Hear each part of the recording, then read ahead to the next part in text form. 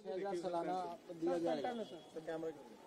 देखिए, आज जो आम बजट आया है, पहले तो भारतीय जनता पार्टी को हरियाणा प्रदेश ही नहीं, देश की जनता को ये बताना चाहिए कि बजट केवल मात्र 4 महीनों का बजट है, एक इंटरिम बजट है जो लोकसभा के चुनाव के बाद अगली सरकार इन प्रपोजल्स पर विचार कर प्रॉपर बजट लाने का काम करेगी। मगर जिस तरह की घोषणाएं करी गई, ये अपने आप में दर्शाता है कि जो 2014 के अंदर जुमले छोड़े गए थे, उन जुमलों को और बढ़ा चढ़ाकर आम जनता के बीच में डालने का काम आज भारतीय जनता पार्टी ने पार्लियामेंट में बजट के माध्यम से किया है। जिस प्रकार से किसान को कह दिया कि 6,000 रुपए सालाना फसल के ऊपर पेंशन टाइप में दी जाएगी, इस सरकार से ये पूछिए कि एमएसपी जो किसान की बैकबोन है, जो उसकी आमदन का एक माध्यम है, उसके ऊपर कोई लॉ बनाने का काम नहीं किया। उसके इंक्रीज के ऊपर जो कहते थे कि हम आय दुगनी करने का कार्य करेंगे, वहीं दूसरी ओर पर जो आम जन के लिए इनने कहा है कि हम 5 लाख स्लैब बनाएंगे, ये तो 2 साल पहले भी ये सरकार 2.5 से 5 लाख के बीच में टैक्स कट कर चुकी थी और 10% को 5% कर दिया था, जो कि 2,500-3 हजार रुपए के बीच में सालाना बैठता था। क्या इस सरकार ने इस कानून के प्रावधान में ये कर बताया है कि 5 लाख से नीचे आय वाले को इनकम टैक्स नहीं भरना पड़ेगा? इनकम टैक्स की फॉर्मेलिटीज तो आज भी मिडिल क्लास पे उतनी रहेगी, मगर उसको ये रियायत दे दी कि आपको 2,500 रुपए की छूट दी जाएगी। पूरे आज के बजट के दौरान ना तो युवा के रोजगार के लिए कोई एक बात करी गई, सिर्फ ये कह दिया गया कि जीडीपी में इंक्रीज होगा और उससे नए रोजगार के साधन बनाए जाएंगे। रोजगार के साधन बनाने वाली बात पर इस सरकार ने निरंतर पिछले बहुत लंबे समय से अपनी बातें रखी है, मगर धरातल की तस्वीर है कि कहीं भी रोजगार का माध्यम और साधन ये सरकार नहीं बना पाई।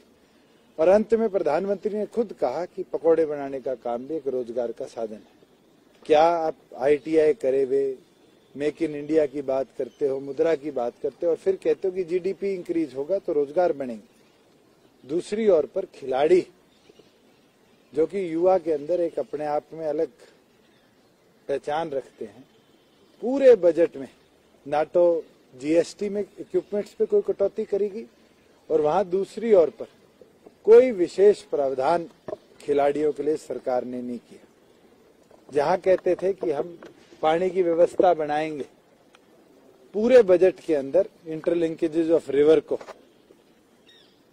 जोड़ने के लिए 1 रुपए का प्रावधान नहीं किया गया। कहीं भी कोई नए डैम्स बनवाने के लिए प्रपोजल के अंदर सरकार की ओर से एक शब्द भी नहीं है। सरकार ने कहा है कि हम गंगा की सफाई करेंगे।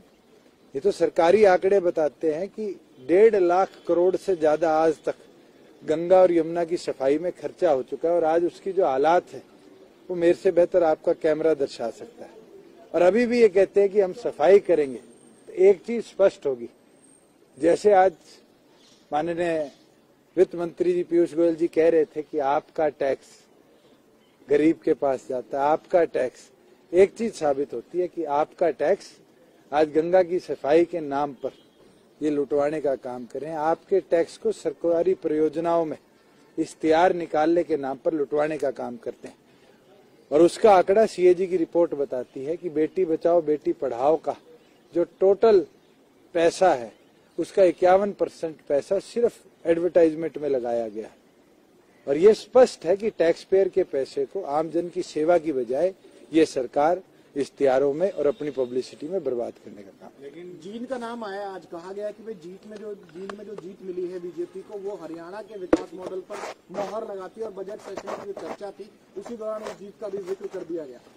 देखिए, मैं पहले तो जींद की जनता का धन्यवाद करूंगा कि जननायक जनता पार्टी का जो उनने साथ दिया, जो प्यार दिया, वो अपने आप में एक इतिहास दर्ज कर आया है। और जहां भारतीय जनता पार्टी आज खुशी मना रही है जीत की, सारी हरियाणा प्रदेश की सरकारी मशीनरी जींद की धरती पर थी। सरपंचों पे दबाव बनाए गए।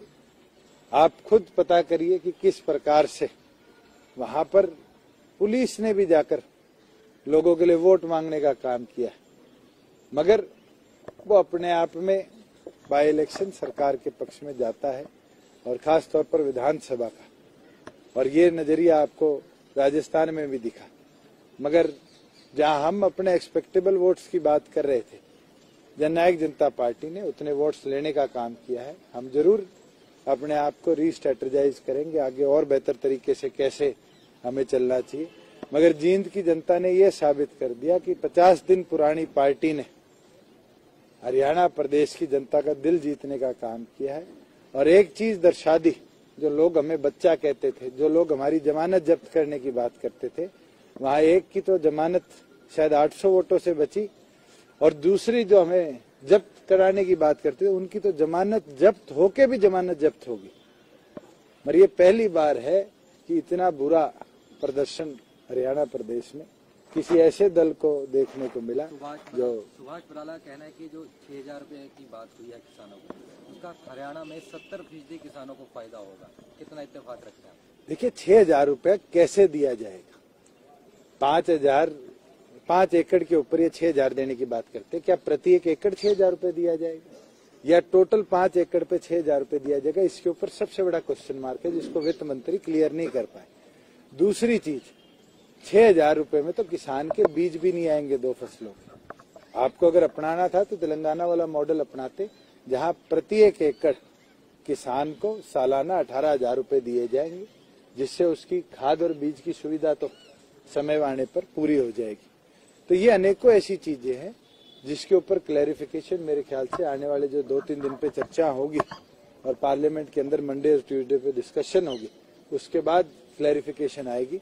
मगर आज के दिन ये 6,000 रुपए की बात हो या 5 लाख रुपए के स्लैब की बात हो, मैं तो इसकी पूरी तौर पर एक जुमला कहता हूं, जो केवल मात्र इंटरम बजट के अंदर अपनी पब्लिसिटी के लिए सरकार 10 में से कितने नंबर देते हैं आप इस बजट को? मैं इस बजट को पूरी तौर पर, अगर आज आप बात करो आम जन के लिए, तो मैं इसको 0 देता हूं। ये केवल मात्र एक चुनावी बजट है और देश की जनता जानती है कि ये बजट केवल मात्र इसलिए लाया गया है कि आने वाले लोकसभा चुनाव में ये जुमलेबाजी कर इसका बेनिफिट लिया जाए।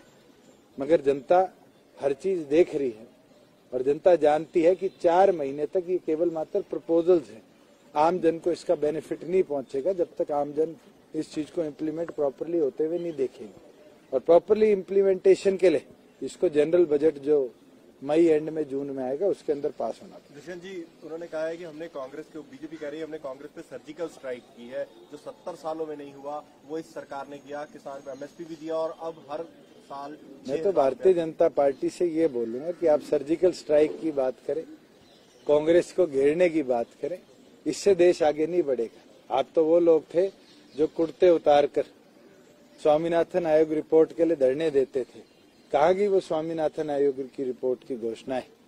6,000 रुपए पे आज किसान के आप आगे, मगर किसान की आय दुगनी करने का या उसको 150 टाइम्स उसकी लागत का मूल्य देने का वो वादे कहाँ गए, जिसके लिए प्रधानमंत्री कहते थे कि 56 इंच का सीना है? लागू कर पाएंगे? सीएम साहब ने कहा कि भाई पूरा इनेलो का जो वोट था शिफ्ट हो गया आपकी तरफ से, तो कहीं ना कहीं उनकी बातों से ऐसा लग रहा है कि अब उनसे टक्कर लेने के लिए जो सबसे मजबूत पार्टी दिख रही है, इसको कैसे लेते हैं? क्योंकि वोटिंग तो ये बता रही है सेमीफाइनल था और सेमीफाइनल में अगर ढंग से बीजेपी को किसी ने टक्कर दी है तो आप लोगों की पार्टी ने दी है। देखिए, हम तो निरंतर बोलते आए कि इस प्रदेश के अंदर आमजन की लड़ाई लड़ने के लिए कोई आज एक दल है जो प्रदेश के हित के लिए निरंतर लड़ रहा है, तो वो जननायक जनता पार्टी है।